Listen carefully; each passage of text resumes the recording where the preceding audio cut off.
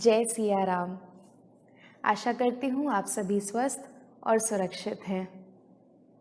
स्वागत है आप सभी का आपके प्रिय कार्यक्रम रघुनाथ में, जहाँ हम राम कथा के कुछ प्रसंगों पर चर्चाएं कर रहे हैं।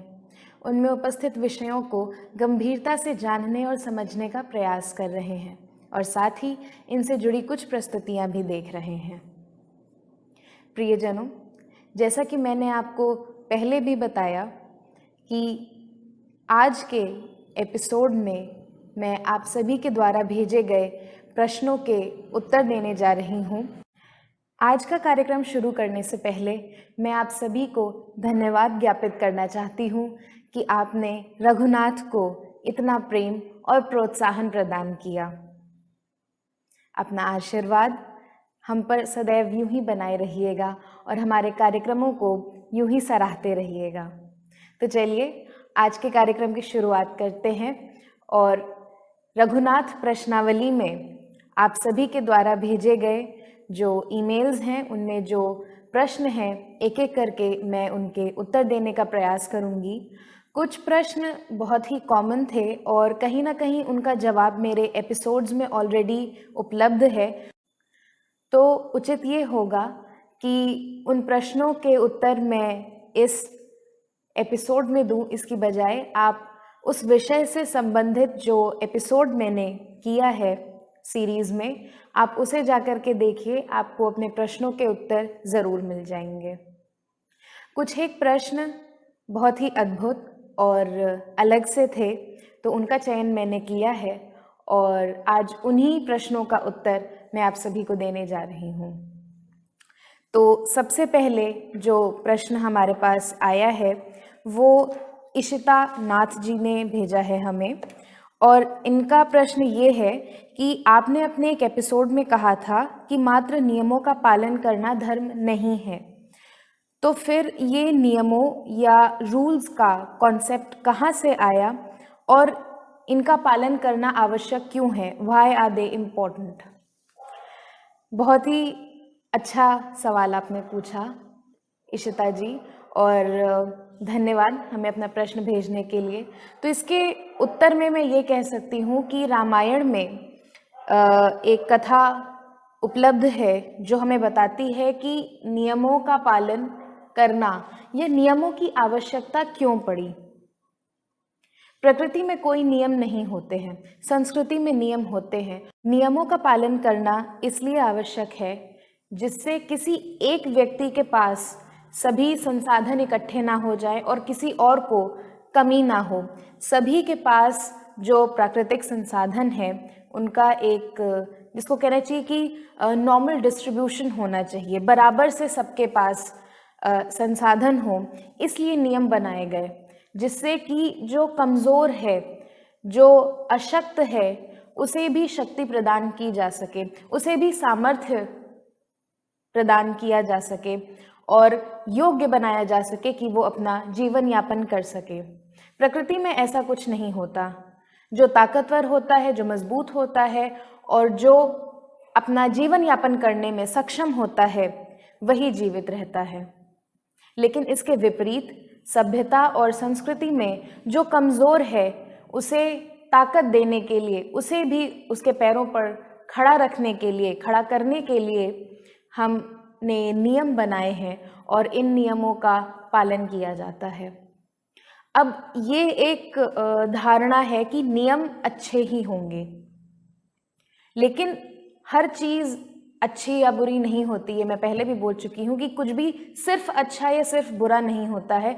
आप उनका, उस चीज़ का या जो कुछ भी है उसका उपयोग कैसे कर रहे हैं या आप उसको किस तरह समझ रहे हैं, ये भी इस बात को तय करता है कि वो पर्टिकुलर चीज़ या जिसकी भी हम बात कर रहे हैं या फिनोमेना जो भी है वो अच्छा है या बुरा है।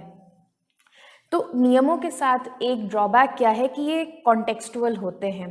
किसी एक पर्टिकुलर प्रसंग में या बोलूँ कि किसी एक पर्टिकुलर संदर्भ में ही वो एप्लीकेबल होते हैं। ज़रूरी नहीं है कि हर नियम हर संदर्भ में आप अप्लाई कर सकें। तो इसलिए कहीं ना कहीं कभी कभी उसकी हमें जिसको कहना चाहिए कि खामियां भी सामने देखनी पड़ती हैं, लेकिन नियमों का पालन करना ज़रूरी है बेशक, लेकिन सिर्फ नियमों के आधार पर जीवन जीना भी उचित नहीं है, क्योंकि कई बार ऐसी परिस्थितियां उभरती हैं जहां आपको थोड़ा बहुत नियमों को बेंड या ट्वीक करना पड़ जाता है। क्यों?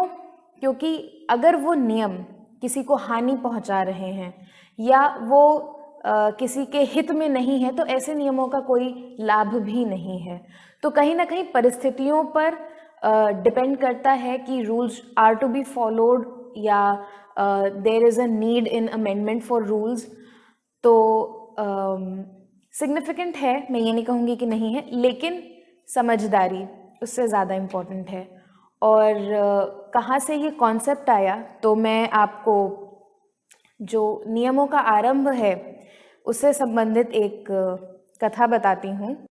तो ये नियमों के उत्पत्ति की जो कथा है ये हमें भगवत पुराण और विष्णु पुराण से विशेष रूप से मिलती है कि जिस समय जब कोई नियम या कोई रूल्स नहीं थे, बहुत समय पहले जब नियमों का कोई प्रावधान नहीं था, तब एक पुरुष हुए जिनका नाम वेण था, और उन्होंने पृथ्वी के सभी संसाधनों का उपयोग कर डाला अपने लाभ के लिए। ऐसे में पृथ्वी ने एक गौ का यानी गैया का रूप धारण कर स्वयं को बचाने के लिए उनसे दूर भागने का प्रयास किया। सभी ऋषि मुनि वेण पर बहुत क्रोधित हुए और इसीलिए उन्होंने उन पर आक्रमण किया और फलस्वरूप वेण की मृत्यु हो गई।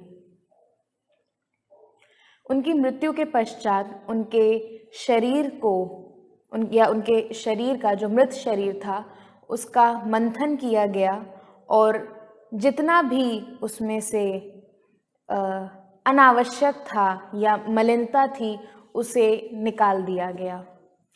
उसके पश्चात जो बचा उससे एक नए पुरुष का जन्म हुआ जिनका नाम हुआ पृथु। पृथु ने गौ रूपी पृथ्वी देवी से निवेदन किया कि वे अपने वास्तविक स्वरूप में आए और उनके जो लोग हैं या उनकी जो प्रजा है उनका भरण पोषण करें।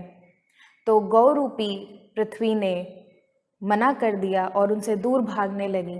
ऐसे में क्रोधित होकर पृथु ने अपना बाण उठा लिया कि वो उनकी हत्या कर देंगे। जब पृथु ने गौ रूपी पृथ्वी देवी पर आक्रमण करने का प्रयास किया तो पृथ्वी ने कहा कि अगर तुम मुझे मार दोगे तो तुम्हारी प्रजा का भरण पोषण कौन करेगा।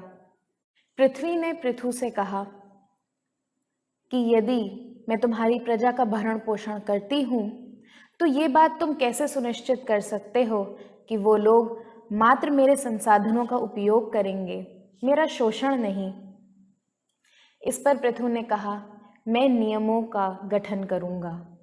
प्रकृति में कोई नियम नहीं होते हैं, लेकिन संस्कृति में होंगे, और जो राजा होगा वो उन नियमों का पालन करेगा और अपनी प्रजा द्वारा करवाएगा। पृथु सर्वप्रथम राजा हुए और वे स्वयं विष्णु स्वरूप हैं। पृथ्वी देवी उनसे इतनी प्रसन्न हुई कि उनका नाम पृथु की पुत्री पृथ्वी हो गया। तो ये कथा नियमों की उत्पत्ति से संबंधित है। आशा करती हूँ आपको अपने प्रश्न का उत्तर मिल गया होगा। और अब बढ़ चलते हैं हमारे अगले प्रश्न की ओर। अगला ईमेल विदिशा राणा जी का है हमारे पास, और इन्होंने कहा है कि जिस प्रकार पिछले एपिसोड में आपने भाइयों की तुलना की, उसी प्रकार बहनों के संबंधों पर भी कुछ कहिए। विदिशा जी,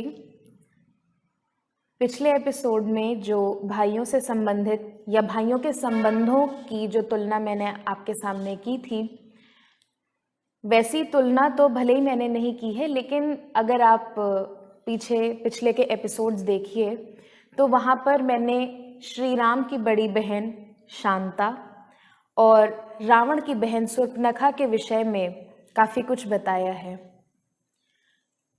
दोनों का ही संबंध कितना भिन्न है, ये 2 अलग अलग एपिसोड्स में मैंने किया है। ये अगर मैं गलत नहीं हूँ तो शायद एपिसोड 3 मैंने देवी शांता पर ही किया था। देवी शांता और श्री राम का जो संबंध है कि किस प्रकार वो एक गाइडेंस सिस्टम की तरह उनकी मदद करती हैं और सिर्फ श्री राम के लिए ही नहीं, लक्ष्मण और सीता जी तीनों को ही वो समझाती हैं कि वन में या वन की कठिनाइयों में उन्हें कैसे सर्वाइव करना है और कैसे अपना ध्यान रखना है, अपनी सुरक्षा करनी है। सिर्फ यही नहीं, किस प्रकार उन्होंने ऋषि श्रृंगी को मनाया था पुत्रकामेष्ठी यज्ञ के लिए, ये भी कथा उसमें उल्लेख मैंने किया है। वहीं दूसरी ओर शूर्पणखा और रावण के बीच का संबंध है, जहाँ दोनों ही अपने अपने हठ पे अड़े हैं और दोनों में ही ये बात है कि उन्हें जो चाहिए, उनकी जो इच्छाएं हैं वो उनके लिए सर्वोपरि हैं, ना कि उनके कर्तव्य। वहीं श्री राम और देवी शांता दोनों ही अपनी इच्छाओं को नहीं अपितु अपने कर्तव्य को ऊपर रखते हैं। तो शूर्पणखा और शांता का जो व्यवहार है और जो भिन्नता है, ये मैंने अलग अलग एपिसोड्स में बताई है। तो आप उन एपिसोड्स को ज़रूर देखिएगा और मुझे बताइएगा कि आपको कैसा लगा। तो एक और प्रश्न हमारे पास आया है, ये है सक्षम सिन्हा ने ये सवाल पूछा है हमसे कि रावण के जन्म से संबंधित कोई कथा हमें बताइए। जी, रावण के भीतर जितनी कलाएं विद्यमान थीं, उनका व्यवहार और उनके लिए क्या कुछ आवश्यक था उनके जीवन में, इस पर मैंने एक एपिसोड किया था जो शायद दीपावली पर प्रसारित हुआ था और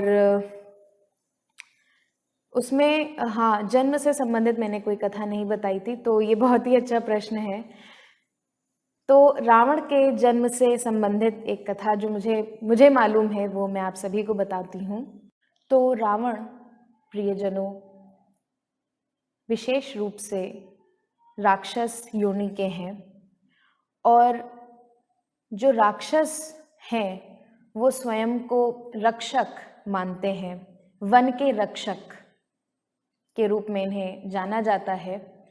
और इन्हीं में से एक थे सुमाली। हाँ, और इन्हीं में से एक थे सुमाली। इन राक्षसों को तप या यज्ञ से कोई विशेष सरोकार नहीं रहता था जब तक सुमाली ने कुबेर को नहीं देखा था। सुमाली को ये ज्ञात हुआ कि कुबेर ने लंका नामक नगरी की स्थापना की है जो स्वर्ण से बनी हुई है और नाना प्रकार के वहाँ रत्न इत्यादि उपस्थित हैं। जब उन्होंने कुबेर का सामर्थ्य देखा तो उनकी इच्छा हुई कि उनके पास भी ऐसा एक पुत्र होना चाहिए। सुमाली ने इसके बाद ये पता लगाया कि कुबेर की माँ एक यक्ष हैं, जबकि उनके पिता एक ऋषि हैं। अपने पिता से यज्ञ, वेद और तपस्या का जो ज्ञान कुबेर को प्राप्त हुआ था, उसी के आधार पर उन्होंने लंका जैसी सुंदर और मायावी नगरी का निर्माण किया था। इसीलिए सुमाली ने अपनी पुत्री कैकेसी को कुबेर के पिता ऋषि वैश्रव के पास भेजा, उन्हें मोहित करने के लिए, और इस प्रकार रावण का जन्म हुआ। रावण के बचपन में उनके नाना सुमाली हमेशा उनकी तुलना कुबेर से किया करते थे। इसीलिए रावण के मन में कहीं न कहीं वो क्रोध, वो आक्रोश और वो सब कुछ प्राप्त करने की इच्छा जो कुबेर के पास है विद्यमान थी। वो बड़े हो करके कुबेर से अधिक सक्षम, ताकतवर और बली होना चाहते थे। इसके लिए पहले उन्होंने ब्रह्मदेव की तपस्या की और उसके पश्चात महादेव की तपस्या। तो इस प्रकार रावण का जन्म हुआ और वो तपस्या में लीन हो गए। उम्मीद करती हूँ आपको अपने प्रश्न का उत्तर मिल गया होगा सक्षम जी। और अब हम एक और प्रश्न ले लेते हैं। तो अगला सवाल हमारे पास शिवांगी जी ने भेजा है। ये कहती हैं कि मैं आपके प्रोग्राम के सारे एपिसोड्स देखती हूँ, कोई भी मिस नहीं होता है मुझसे, और मैं बस इतना जानना चाहती हूँ कि आप इतना अच्छा कैसे बोल लेती हैं और आपके पास इतना ज्ञान कहाँ से आया। पहले तो मैं आपको धन्यवाद देना चाहती हूँ कि आपको ये कार्यक्रम इतना पसंद आया और जो कुछ भी मैंने अब तक कहा वो आपको अच्छा लगा है। तो जहाँ तक बोलने की बात है तो मैं ये कह सकती हूँ कि शायद इसलिए मैं बोल पाती हूँ या अपनी बात आपके सामने रख पाती हूँ क्योंकि काफ़ी लंबे समय तक मैंने इन सब विषयों पर पढ़ाई की है, या आप कह सकते हैं कि रिसर्च किया है मैंने। कई सारी जो जैसे जिन भी वर्जन्स के बारे में मैं आपको बताती हूँ या अलग अलग प्रसंगों के बारे में मैं आपको बताती हूँ, तो उन सभी को पहले मैंने पढ़ा है, समझने का प्रयास किया है, और जो कुछ भी उसमें से मुझे समझ आया या मुझे अच्छा लगा वो मैं आप सभी के सामने रखने का प्रयास करती हूँ। तो कहते हैं ना, you have to be a good listener to be a good speaker and you have to be a good reader to be a good writer. तो कहीं ना कहीं जब तक आप अच्छा सुनते नहीं हैं तब तक आप अच्छा बोल नहीं सकते, और जब तक आप पढ़ते नहीं हैं खूब सारा तब तक आप अच्छा लिख नहीं सकते। तो मैं कहूँगी कि ये दोनों चीज़ों का ही कॉम्बिनेशन है। बचपन से ही मुझे हमारे जो भारतीय इतिहास है वो पढ़ाया गया, घर में भी हमेशा ऐसा माहौल रहा। तो मैं कहीं ना कहीं ये सारे फैक्टर्स कुल मिलाकर के मुझे इस योग्य बनाते हैं कि मैं आप सभी के सामने उपस्थित हो पाती हूँ और अपनी बात कह पाती हूँ।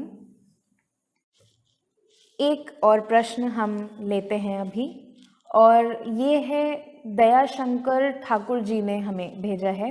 ये पूछ रहे हैं कि क्या विदेशों में भी रामायण से संबंधित और साक्ष्य या लिखित प्रमाण उपलब्ध हैं? बिल्कुल दयाशंकर जी, ना सिर्फ हमारे देश में बल्कि विदेशों में भी रामायण की धूम है। अलग अलग देशों में इसके कुछ प्रमाण भी मिले हैं, लिखित प्रमाण भी उपलब्ध हैं हमारे पास, और कहीं ना कहीं कुछ ऐसी फाइंडिंग्स हमें आर्कियोलॉजिकल फाइंडिंग्स ऐसी मिली हैं जो बहुत रिजेंबल करती हैं रामायण से या रामायण काल से संबंधित हैं। तो कुछ मैं आपको बता सकती हूँ इस समय।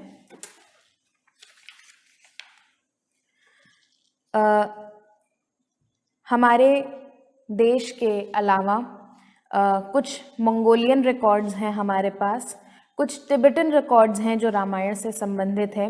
नेपाली रामायण के बारे में मैं आपको बता चुकी हूँ कुछ पहले एपिसोड्स में। खोटानीज रिकॉर्ड्स भी हैं हमारे पास। थाई रामायण, थाईलैंड की रामायण जिसे रामाकीन कहते हैं, इससे संबंधित एक प्रसंग मैंने एक एपिसोड में आप सभी को बताया था। और मलेशिया के भी कुछ रिकॉर्ड्स हैं हमारे पास। जावा जो इंडोनेशिया में है वहाँ के भी कुछ रिकॉर्ड हैं, और वहाँ की रामायण काकाविन है हमारे पास।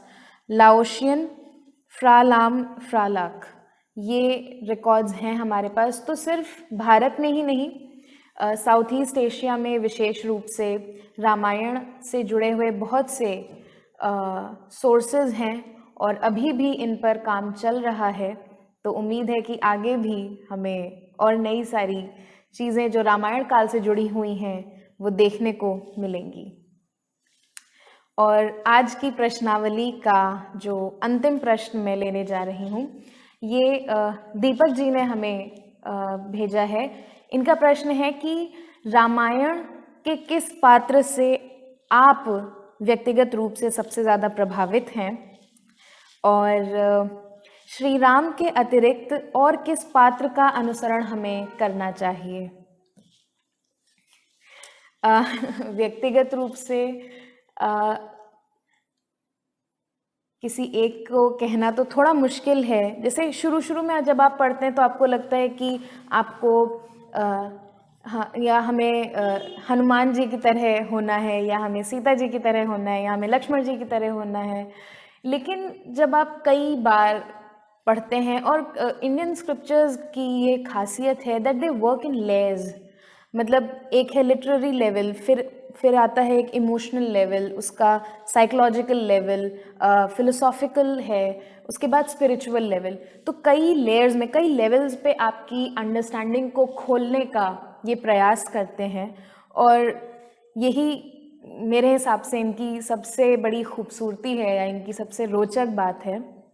इंडियन स्क्रिप्चर्स की ये विशेषता है कि आप किसी एक नहीं, अगर आप ध्यान से पढ़ेंगे तो कहीं ना कहीं हर कैरेक्टर की किसी न किसी कैरेक्टरिस्टिक से या उनके किसी ट्रेट से आप खुद को रेजोनेट कर पाएंगे, आप खुद को एसोसिएट कर पाएंगे। आपको लगेगा हाँ, ये जो मेरे अंदर हैबिट है या ये जो मेरे अंदर आदत है वो इस कैरेक्टर से मिलती है, या कुछ और होगा तो वो उस कैरेक्टर से मिलती है। तो हम सभी कॉम्बिनेशन होते हैं, किसी टिपिकल किसी एक कैरेक्टर के जैसे हों ऐसा कोई ज़रूरी नहीं है। तो मैं जितने भी रामायण या महाभारत दोनों में ही जो भी पात्र उपस्थित हैं उन सभी से कुछ ना कुछ सीखने का प्रयास करती हूँ, और यही मैं आपको भी बताना चाहूँगी, हमारे जितने भी दर्शक हैं उन सभी को बताना चाहूँगी कि सिर्फ किसी एक पात्र पर निर्भर मत होइए। हमारी कथाओं में बहुत सारे पात्र होते हैं, और प्रत्येक पात्र किसी एक संबंध के साथ वहाँ पर उपस्थित होते हैं। जैसे राजा दशरथ एक पिता के रूप में, श्री राम एक पुत्र के रूप में भी, एक राजा के रूप में भी, एक पति के रूप में भी। तो इसी तरह हर पात्र के साथ संबंध जुड़े हुए हैं, और किसी एक संबंध पर उनका विशेष प्रभाव रहता है। तो आपको जिस संबंध को निभाने की बात हो, या जब आप जिस सिचुएशन में हो या जिस सर्कमस्टांस में हो, आप उससे संबंधित जो भी पात्र उपलब्ध हैं उनसे सीखने का प्रयास कीजिए, क्योंकि हर पात्र अपने आप में यूनिक है। हर कैरेक्टर अपने आप में कुछ ना कुछ नया लेके आते हैं, वो कुछ ना कुछ हमें सिखाने का प्रयास करते हैं। इसी तरह हमारे जीवन में भी हम अलग अलग परिस्थितियों में अलग अलग संबंधों का निर्वहन करते हैं, किसी एक संबंध पे रुक के नहीं रहते हैं। तो आपको अपने जीवन में जब जैसी आवश्यकता हो उसी अनुसार आप पात्रों को देखिए, उनको पढ़िए, उनको समझने का प्रयास करिए, और तब निर्णय लीजिए। निर्णय अपने जीवन में कभी किसी पात्र पर या किसी मनुष्य पर आधारित होकर नहीं लेना चाहिए। निर्णय स्वयं के विश्वास पर और धर्म के अनुसार लेना चाहिए। मैं फिर कहूँगी, धर्म इज़ नॉट रिलीजन। धर्म का अर्थ है आपका कर्तव्य, आपकी ड्यूटी क्या है। जैसा आपका कर्तव्य हो आप वैसा ही निर्णय लीजिए, और वही आपके लिए सर्वोचित होगा। तो श्री राम तो हैं ही हैं, आप कुछ श्री राम से सीखिए, आप कुछ देवी सीता से सीखिए, आप कुछ लक्ष्मण जी से सीखिए, कुछ भरत से सीखिए, कुछ शत्रुघ्न जी से सीखिए, कुछ दशरथ जी से सीखिए, कौशल्या, कैकेयी, मंथरा, रावण, मंदोदरी, शूर्पणखा, विभीषण, कितने कितने पात्र हैं, और हर पात्र अपने आप में कुछ अलग है, कुछ नया सिखाने का, कुछ समझाने का हमें प्रयास करते हैं। और जो हमारे ग्रंथ हैं, भारतीय ग्रंथ, ये हमारे समाज का रिफ्लेक्शन है। ये हमें बताते हैं कि ज़रूरी नहीं है जैसा हमने सोचा हो वैसा ही सब कुछ हो, और life is not a fairy tale. तो उसकी जीवन की जो कड़ी सच्चाइयाँ होती हैं या कड़वी सच्चाइयाँ होती हैं, उन्हें कैसे स्वीकार करना है और जीवन में चाहे जितनी भी कठिनाइयाँ आए, उनके होने के बावजूद अपने व्यवहार को कैसे संतुलित करना है, अपनी भावनाओं को कैसे संतुलित रखना है और अपने आप को हर परिस्थिति में सम भाव में रखते हुए अपना जीवन यापन कैसे करना है, ये हमें ये सारे नैरेटिव्स, ये सारी कथाएं सिखाती हैं। उम्मीद करती हूँ रामायण प्रश्नावली आज का एपिसोड आप सभी को अच्छा लगेगा। भेंट होगी अगले एपिसोड में। मुझे दीजिए आज्ञा। जय रघुनाथ।